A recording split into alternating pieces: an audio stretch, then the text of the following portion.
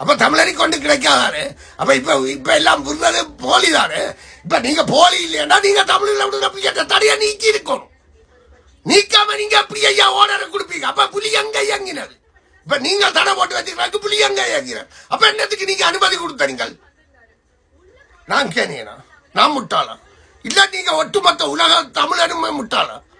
டேய், வெளிநாட்டில் இருக்கிறவன் எல்லாரையும் கேட்கிறேன், உங்களுக்கு எல்லாம் இது இல்லையா? என்ன பள்ளிக்கூடமே போயில்லையா?